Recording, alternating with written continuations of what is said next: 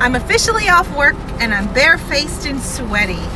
Okay, I just demolished an apple after work, and here is the remnants of said apple.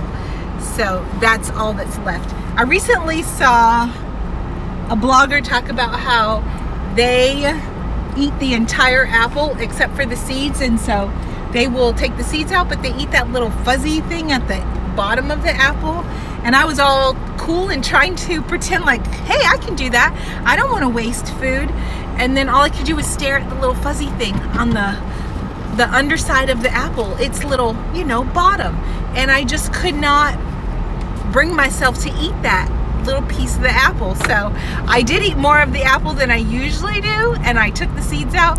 But yeah, that fuzzy thing trips me out. It looks like it's little hairs, like your underarm, and it has these little fuzzy hairs, and I just can't eat it. I mean, if I were starving, I'm sure I'd get down on that pretty quick, but otherwise I can't. All right, so we're headed home. I feel like I still have so much apple in my teeth. I shouldn't even be talking right now. I'm gonna deal with that, and I have to run home, grab my daughter because my husband hurt his back. And it's one of those surprise things that happens at the ripe old age of in your 40s.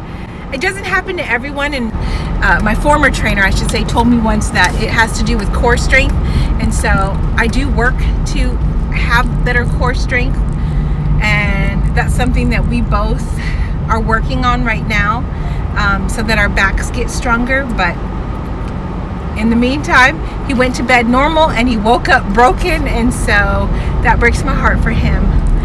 And now I'm gonna run and also go get him a new pillow, because he thinks that's part of the problem, is having one of those foam pillows that's just compressed and no longer holding its shape. So we're gonna head to the mall, pick up a pillow at Target, and then I think I'll bring you along for the journey. So we'll see you then.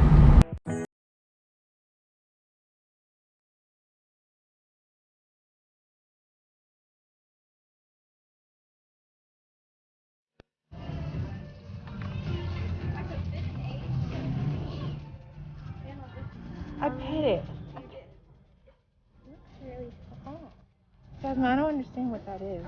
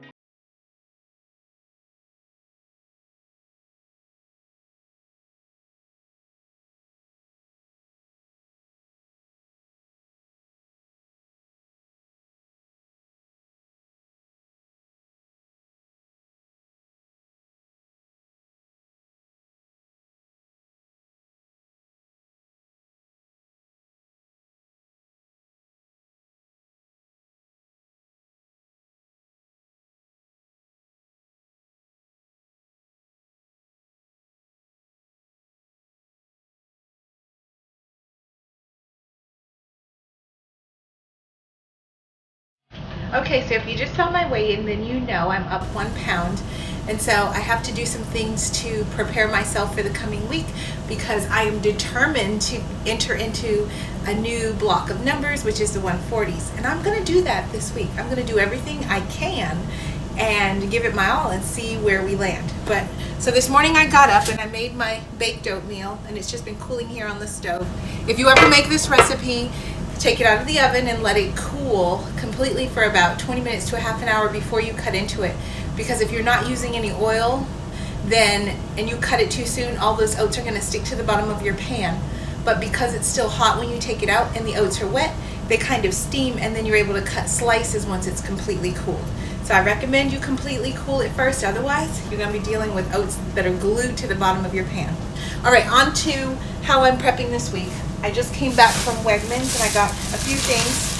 I picked up an Asian stir fry, just a small bag to throw into rice or potato. For sweet corn, large bag because all of us eat veggies. So I need enough for a family of 4. Organic broccoli.